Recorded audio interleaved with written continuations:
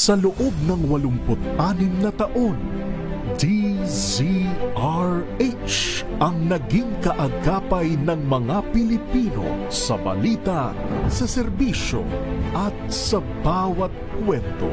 86 na taon ng tiwala at sa mga darating pang taon, mas pinalakas at mas pinagtibay para sa Pilipino. DZRH. Una sa Pilipinas, una sa Pilipino. Serbisyong tapat sa'yo, DZRH.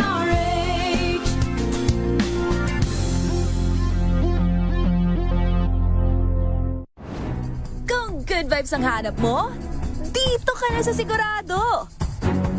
Mula sa mga istoryang nagbibigay ng inspirasyon hanggang sa mga kwentong may dalang solusyon.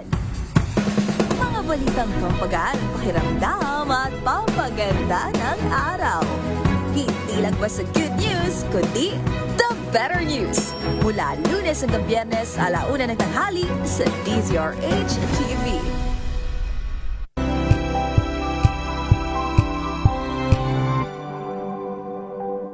Wow, ang saya. Isang barangay na labada, puro mancha pa. Goodbye, pahinga. Mommy, isang laba lang yan sa Pride Bar Blue. May powerful stain-away enzymes na malupit sa dumit mansya. At di masakit sa kamay. Isang laba lang yan. Hello, pahinga. Hello, Pride Bar Blue. ACS. May nagbago. May arte. May budget. Akala nyo lang yon. So solid. White rose papaya, wow, white rose. White rose papaya, wow, white rose. White rose papaya. May glow up with white rose papaya. White Rose Papaya. May puti power times 2 kasi may papaya at niacinamide. May shea butter and tea tree oil pa. Kutis sulit ang glow May up. glow up with white rose papaya. White Rose Papaya. Kutis sulit ang glow up. ACS. Hello, Washi! Laundry day na naman! Yay! Anong meron? Mancha ng chocolate, Oh. putik, may libag pa! Kaya natin yan! With Pride Washing Machine Detergent, may triple stain-away formula. Tanggal ang makapit, madikit, at madupit na dumit mancha. Kaya easy-easy ang labada. Mula noon hanggang ngayon! All you need is pride. All you need is pride. ACS.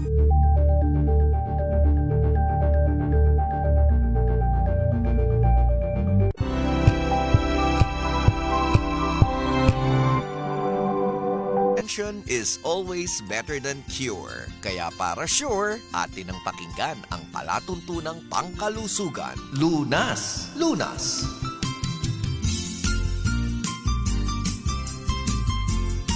Kayo pa rin po ay patuloy na nakikinig at nakasubaybay sa programang Lunas sa DZRH at RHTV. Usapang kidney transplant and organ donation ang ating topic. Kasama pa nga rin po si Dr. Arlene Duque. At sa pagpapatuloy nga po, Dok, ng ating discussion, eto nga po, pwede nga po ba, Dok, na pakibigyan nga po kami, i-orient nyo nga po yung ating mga listeners and viewers, ano, kung paano nga po ba dapat nating hinahandle. Kasi, di ba, lalong-lalo na kapag senior, aasa na yan sa kanilang anak kung paano nila yung magiging diskarte, 'di ba? Sa operasyon, yung kidney transplant, or di naman po kaya dito muna sa dialysis dahil wala pa nga naman po tayong makukunan na donor.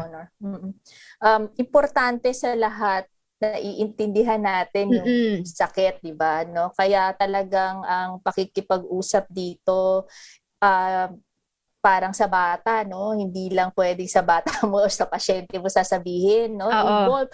Once na na-diagnose ka talaga ng chronic kidney failure or even disease pa lang, ipinapaliwanag na sa'yo yung course. So, kailangan talaga mong mentally and emotionally ma-prepare mo rin yung sarili mo. Kasi it's going to be a long-term treatment. Ang haba talaga, hanggat hindi ka natatransplant kasi, hindi ka mawawala sa dialysis eh. That's the fact. No? So, kung long-term treatment ito, so dapat ang pagpaplano din natin long-term din, no? From access. No? Kasi hindi ka naman madadialysis, no? Kahit mabigyan ka ng prescription dyan, hindi ka madadialysis nang wala kang access, no? So, yung role na mabigyan ka ng plano sa access mo is very important. Kaya minsan kami, no, as vascular surgeon, gusto namin pag meron ka na sa leeg, kunyari, hindi na iwasan, hindi ka sumunod eh. Yes, Sinabihan ka, pinagpaliban hindi ka ng sumunod. pinagpaliban. Oo, in denial ka pa. So, inabot na ng ilang buwan ito. Sinasabihan mo na talaga yung pasyente na dapat malagyan ka na ng fistula. Kasi yun yung pangmatagalan. And take note, pangmatagalan ha. Hindi natin sinasabing permanent. Yes. No, kahit sa access walang forever. Oh. Nasisira siya. Daming hugot. Kaya nga. Nasisira siya, ma'am. So, imagine if kailangan siyang i-access or i-cannulate 2 to 3 times a week. Pwede talagang humina yung fistula, mabutas yung fistula. So, yung planning na yan, kailangan mong ma-explain sa relative, no, na hindi ito yung magiging first time na gagawang ka ng fistula or ng access hanggat hindi ka na-transplant. Okay. Yung pagkakaroon natin ng access dito sa bandang leeg, Doc, ibig sabihin, di ba, humantong na nga po sa emergency case yung pasyente. Pero kailan dapat natin ilipat dito sa may bandang braso, Doc? Okay, pag ginamit mo yung catheter na temporary sa abroad, no, yung mga ibang napuntahan ko na nakapag-train tayo ng kaunti, 2 weeks lang yan eh. Yung iba nga 1 week eh. Oo, pero So, marami ibig tayong sabihin, kakilala, Doc, na tumatagal na. Exactly. So, dapat bago pa yan na ilagay, meron ka ng abang. It's just so happen, yung abang, hindi pa magamit. Okay. So, pero sa atin, ina-adjust natin siya na hindi naman recommended na abutin ng buwan. Pero sa atin, gumagawa tayo, yung mga pasyente natin may sariling guidelines. Diskarte. No, na inaabot ng 3 months, 6 months. So, yan yung sinasabi ko na pag tumagal na siya dyan, nagkakaroon na ng infection. Pag tinanggal mo yan, yung peklat na ginawa niya, so kumikipot na yung ugat mo sa lieg. No, na pag nilagyan ka ng fistula sa kamay, lalaki na yung braso mo kasi hindi na magkaroon ng nagbara na yung sa leeg mo, so hindi na siya makabalik sa puso mo, hindi na makacirculate. So, from that catheter insertion, naggumawa ka ng sariling guideline mo, napakalaki ng complication niya sa'yo when it comes to planning. Kasi hindi ka na mahanapan ng mas maayos na paglalagyan ng access. And doon na nagsisimula yung problem. Kasi hindi ka na magawa ng maayos na access kasi nga, nagamit na yung kaliwat kanan mong leeg. I'm sure yung iba dyan, nilagyan, mag-i-infect, ililipat sa kabila. Kasi wala pa nga siyang access sa kamay eh. No? So, wala na, sira na. So, yung plano natin na dapat madialysis ka hanggang sa magkaroon ka ng donor mo na matransplant ka, yun yung nagiging problema. So, alam mo naman na pag wala kang access, hindi naman magpapatuloy yung dialysis. Exactly. Alright. So, very important dito is planning, no? Anong access ang gagamitin sa'yo. So, hindi talaga ubra na basta ka lang gumawa ng access, no? No, kung saan mo lang ilagay yan. No? Kasi kawawa din yung pasyente sapagkat para kung saan ka na lang binutasan. Kakailanganin niya yan. So, importante ang planning. Importante na ma-discuss mo yan sa pasyente. At importante na maintindihan niya na nasisira yan. At pangalawa, pag nasira siya, gagawan mo siya ng panibago. Alright. Thank you for pointing that, Doc. It's a cycle. It's going to be a cycle hanggat nagdi-decide ka na magstay sa dialysis. It's a cycle. Okay. Pero gaano naman po ba, Doc, karami yung nakaka-access sa kidney transplant dito sa Pilipinas? Ayan. No? Ang statistics ng may sakit sa bato na nasa dialysis around 30,000. No? More or less, no? More or less, nasa 30,000. Ang natatransplant natin in a year, no? Annual, no? Sa National Kidney and Transplant Institute lang na data, less than 300. So, imagine that gap. Wala pa sa kalahati, Doc. Wala pa. Kasi nga, ang problem is no transplantation without organ donation. Ang organ donation natin, Doc, dapat ba nakukuha sa kamag-anak rin natin? dalawa ang definition natin ng organ donation. One is living, either related sa iyo, hanggang fourth degree, no? Oo. Up to, and your non-related, no? So yung non-related, pwedeng ito yung asawa mo, yung kaibigan mo. Oo. Pwede Pwede kaibigan. naman, yes, pwede. Basta ma-prove mo naman yung emotional na relationship ninyo, no? Sabi ko nga, hindi ka naman basta ikaw na mag-donate sa akin eh. Meron itong prosesong pinagdadaanan, examinasyon, kung kayo ba ay match, and at the same time, yung proof na talagang ang donation na nangyari between you and your friend ay isang legal at walang pagdududa. So maraming papeles itong hinihingi, no? Ito ay nangyayari dito sa ating opisina sa Human Organ Preservation Effort, no? Dito pinaprocess yung papeles ng mga gustong magpa-transplant.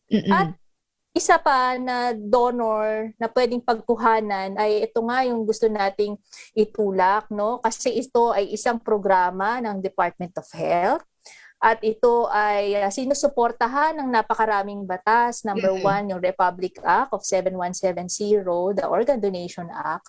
At number 2, yung napakaraming sunod-sunod na administrative order. So, itong organ donation ay patagal namang tinutulak talaga ng ating gobyerno, no? Na, hindi pa po ako doktor, ay meron na pong mga suporta. Kaya lang hindi siya napapansin. Ito yung deceased organ donation. At nakakaawa, no? Kasi sa ating bansa, less than 1 per million per people per million population ang ating data. So 100 million tayo. So sa isang taon, ilan lang yung nakukuha natin, no, na mag-participate sa deceased organ donation compared to Spain na pinakamarami 40. So, dami nga. Ang dami nila, no? So compared sa UK, ang tataas, no? Pero sa atin sa Asian country talaga, so isang factor is Pahirapan talaga. culture. Oo, okay, sige. Alamin nga natin, Doc, yung mga guidelines para sa mga interesadong mag-donate ng kanilang organ, ano, sa ating pagbabalik pagkatapos lamang po ng ilang paalala.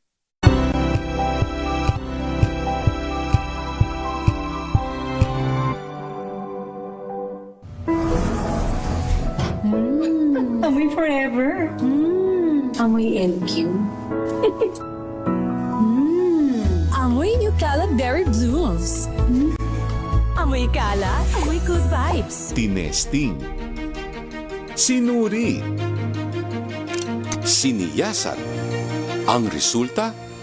Super effective ang Shield sa pagpatay ng bakterya at virus. Shield Antibacterial Soap. Believe ang mga eksperto sa Philippine Nurses Association. At si Mami. Tiwala ako sa Shield. Shield Antibacterial Soap. Napatunayang mabisa. Ang mga nurse, tiwala. ACS. Amoy forever. Amoy LQ. Amoy New Cala Berry Blooms. Amoy Cala, amoy good vibes.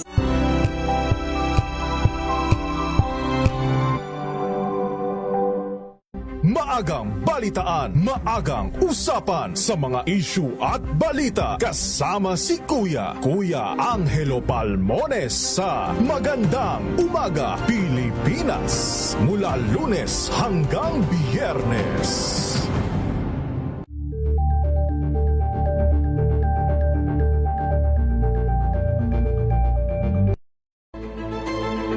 Pakikinggan ang bawat panig. When you fight for justice, think about the queer people. Kung hindi kami magkukwento, sino ang magkukwento para sa amin? Ang mga panawagan, ipababatid. Hindi talaga ito masusing pinag-aralan ng gobyerno. The women who are beaten and abused. It's time to listen to their voices. Hayan ang iba't ibang boses. Mga kwento mula sa iba't ibang anggulo. Dito lang sa Point of View. Mapapanood tuwing linggo, alas 12 ng tanghali sa DZRH TV.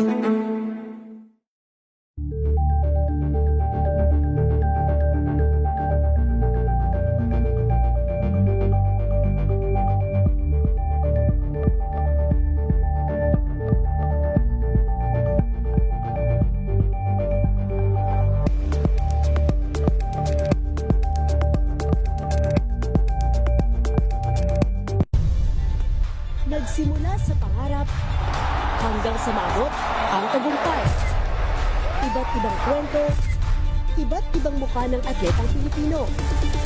Mas pinatindi, mas pinalakas, at mas pinaaksyon sa Match Point tuwing Sabado, 12:30 ng tanghali sa DZRH TV.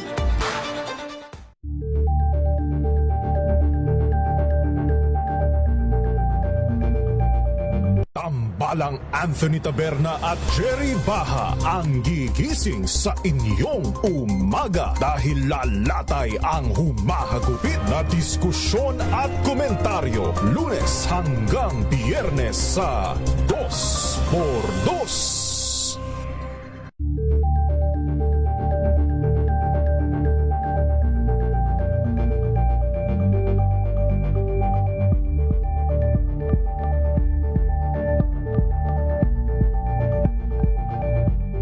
Alamin ang mga maiinit na isyung pambayan, mga balitang kailangan mong malaman, usapin sa pamahalaan, politika, ekonomiya at kabuhayan. Ito ang mga dapat mong malaman, pakialaman at pag-uusapan dahil kayo ang tinig ng mamamayan dito sa Damdaming Bayan.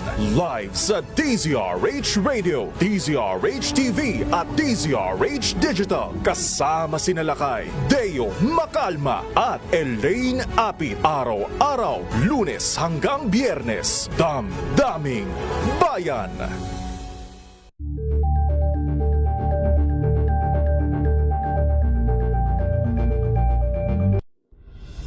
Tuloy-tuloy ang pagtulong, tuloy-tuloy ang pagseserbisyo at tuloy-tuloy ang balitaan kasama si May Binauhan sa Operation Tulong mula Ang kaalaman kung paano maiiwasan at malulunasan ng iba't ibang karamdaman, atin ang pakinggan ng programang Pangkalusugan, Lunas.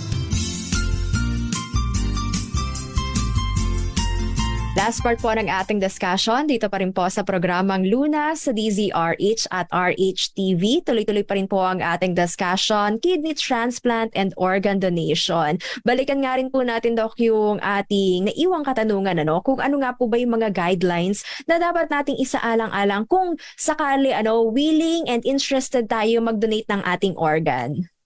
Okay. Una-muna, i-clarify natin, kung living ito, so dapat ang kausap mo talaga dito is yung kamag-anak mo, yung mga kaibigan mo, at saka yung basta mapuprove natin na kayo ay related naman sa isa't isa. Yes, legal yung ating paraan kung bakit kayo magdo-donate, kasi nga napakaraming proseso po at papeles na hihingin. Yung guidelines for the living, kailangan una muna is match. Okay, by blood type. Yan, number one na basic is dapat match ang blood type. Okay, and then the rest, kailangan yung sa living na donor, ma-prove natin na kayo ay healthy, eligible to donate. Pag may mga bisyo ba, Doc, like sabihin natin nagiinom, naninigarilyo, nakasubok ng droga, minsan, pwede pa rin bang mag-donate? Ang pwedeng mag-donate po, hindi naman po bawal na kayo ay umiinom basta ang inyo pong liver function test ay normal. Hindi naman kahit na po naninigarilyo, hindi rin po ito bawal as long as wala pong hypertension, diabetes. Pagdating po sa pagtitake po ng drugs, ito po yung hindi natin siya pinapayagan. Lalo na po kung by test ay positive pa ito. So ibig ko po sabihin, bago ka makapag-donate, may mga criteria po kaming sinusunod, at may mga laboratorio po kayong gagawin. After po niyan, kung kayo ay pumasa na, ibig sabihin healthy, pwede po mag-donate. Ang next na po is yung papeles na, kasi kayo ay interviewin po sa ating ethics committee. At dito natin ipoprove yung inyo pong decision kung bakit po kayo gusto ninyong mag-donate sa taong ito. May age ba yan, Doc? Start sa ating administrative order, ang start na pwede sa living donation ay 21 years old. Wow, bata pa. Yes, and then pataas po, as long as ang donor po ay wala nga pong ibang sakit. Kailangan talaga healthy okay lang na bakunahan na rin, Doc, ng COVID-19. Wala namang magiging Yes. problema yon. Oo. Both recipient and donor, gusto natin na may bakuna kayo. Mm-mm. No? Okay. Pero kung sino magde-decide, Doc, kung ano ba yung dapat kong i-donate? Yung left or right organ, like sa Ano yan? kidney? So once kayo po ay na-approve na, no, pati ng ethics, no, papagawa po tayo ng CT angiogram natin, yung CT scan at saka yung function po ng kidneys ng donor. Mhm. Basta po ang protocol natin diyan, yung magandang bato ay may iwan sa donor. Okay. No, kasi hindi naman yan laging eksakto eh. Sabi ko Oo. nga sa'yo, di ba? Unti-unting nasisira yung bato mo, di ba? So, hindi yung function niyan hindi laging 50%, 50%. So, Oo. lagi kaming namimili, kami ang magde-decide kung ano ang aming kukunin. Basta ang sigurado, iiwanan namin sa donor yung pinakamaganda. Okay. Ano naman po ba, Doc, yung maaari nating i-expect once na kapag donate tayo ng isa nating bato, ano po yung maaari nating maramdaman na may mga limit na po ba sa ating magiging activity?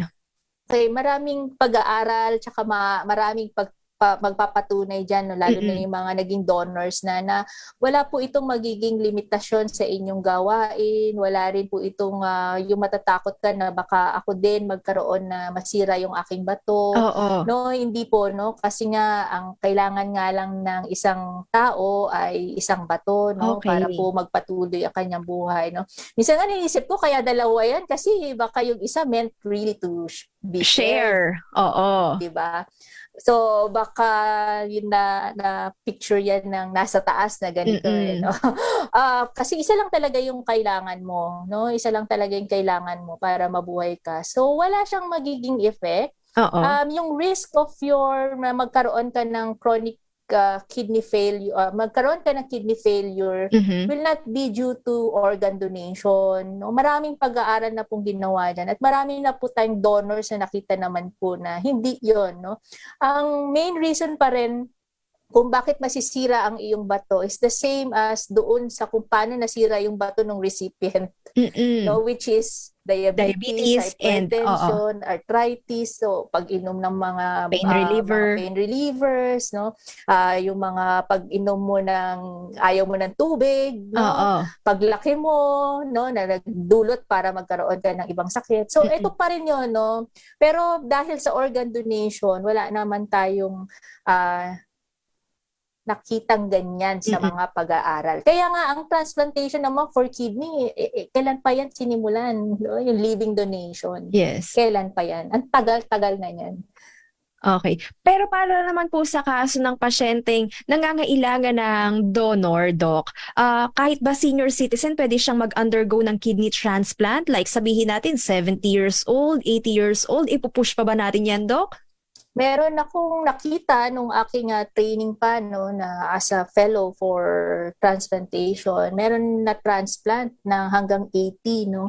As long as ito kasi ay kaya ng kanyang pangangatawan. Sabi ko nga sa'yo, hindi naman basta pag-transplantation ay basta ka na lang i-schedule. Talagang very rigid at strict naman ang process, no? Kung ikaw ba ay pwede talagang matransplant or hindi. I-clear ka naman, papagawa ka naman ng mga laboratorio para makita kung kaya ng katawan mo na ikaw ay matransplant. So yes, transplantation, pwede po natin itong i-offer even sa mga senior citizens. Ayun, magandang balita yan, Doc, ano? Talaga. So sa avail nila ng kidney transplant, meaning to say, gagraduate na sila sa dialysis, Doc? Yes, so ito talaga yung cure and treatment, no? It's the gold standard na treatment for organ failure ang transplantation. Yun nga lang, kailangan mo talaga ng donor. So, ibanggitin ko lang yung isa pa, no? Yung isa pang proseso para ikaw ay makapag-avail ng transplantation, no? Yung isa nga living. At ito yung importante, yung pinupush talaga natin, yung deceased organ donation, no? Kung sakaling mamatay.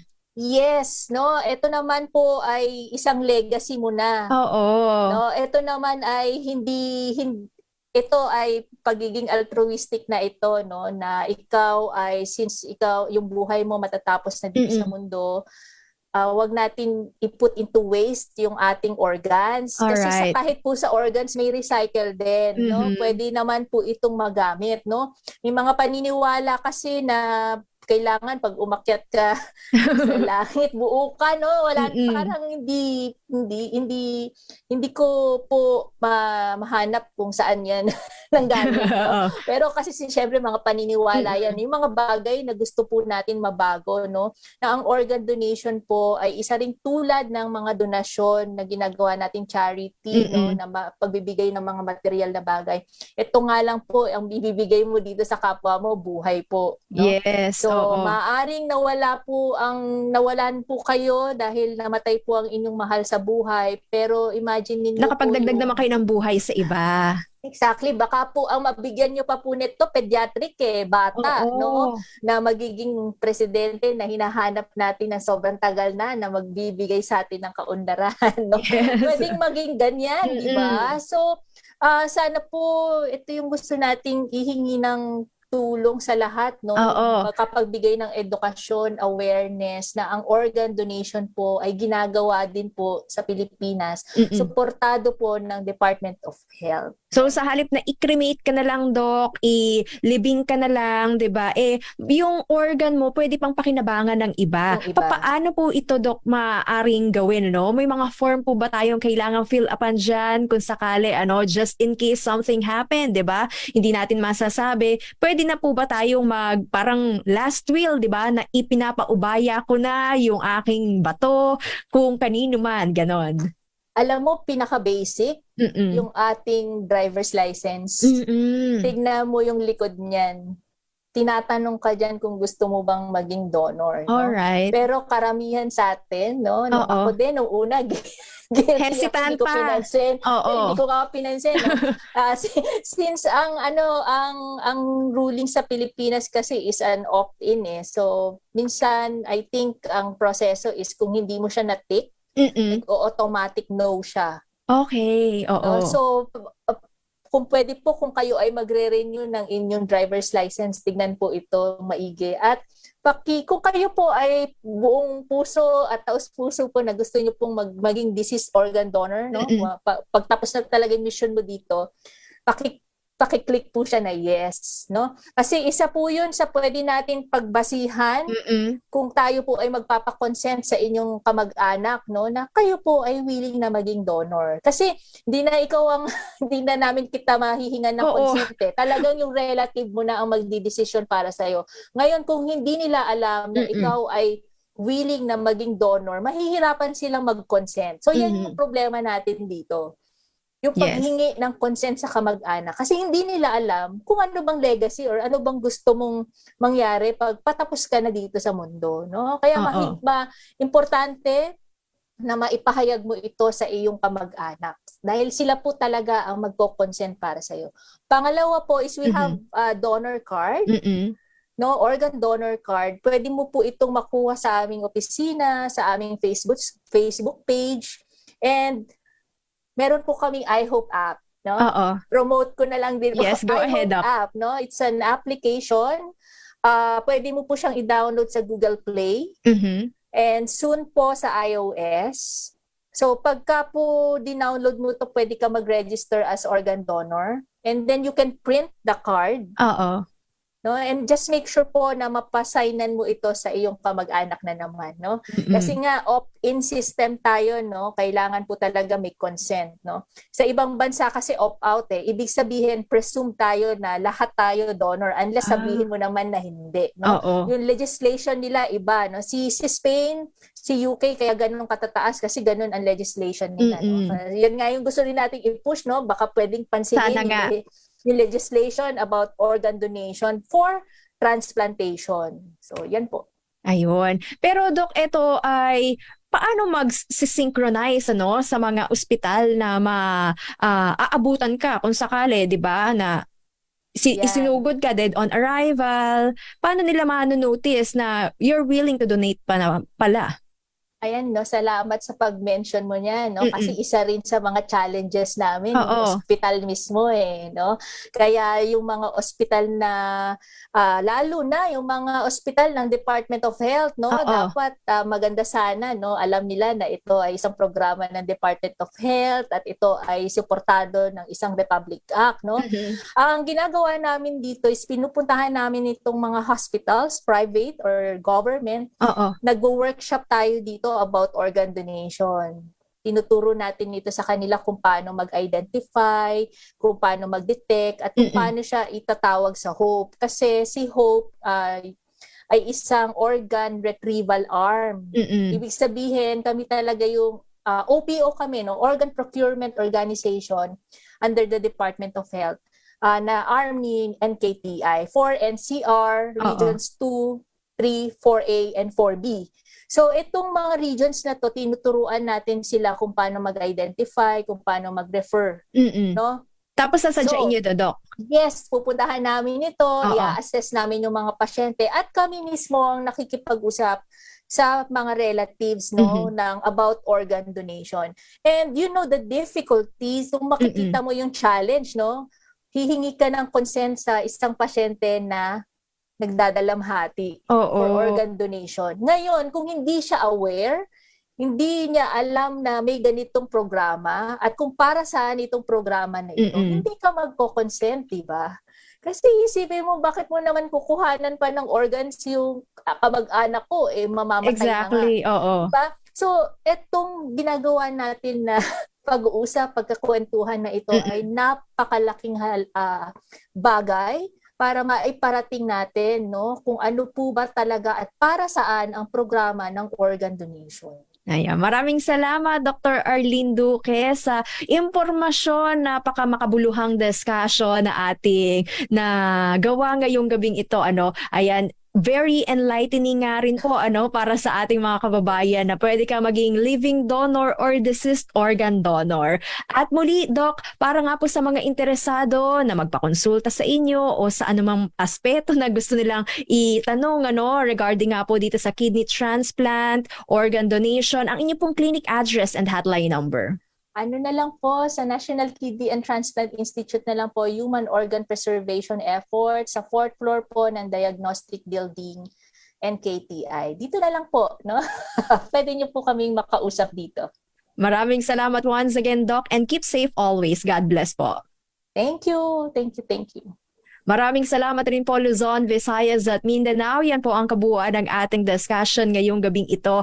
At paalala rin natin, aanhin po natin ang ating kayamanan kung marami po tayong iniindang karamdaman. Kaya ugaliin po na magpakonsulta sa inyong mga pinagkakatiwalaang espesyalista. Inyo pong nakasama, Eleni Bensal, bumabati ng magandang gabi at magkarinigan tayo hanggang sa susunod. Dito lamang po sa programang Lunas sa DZRH at RHTV. Mga kalunas, tandaan, bawat karamdaman ay kayang lunasan. At para madagdagan pa ang kaalaman, manatili pa ring nakikinig dahil ang Lunas may extension na sa ilang saglit. Lunas Extension.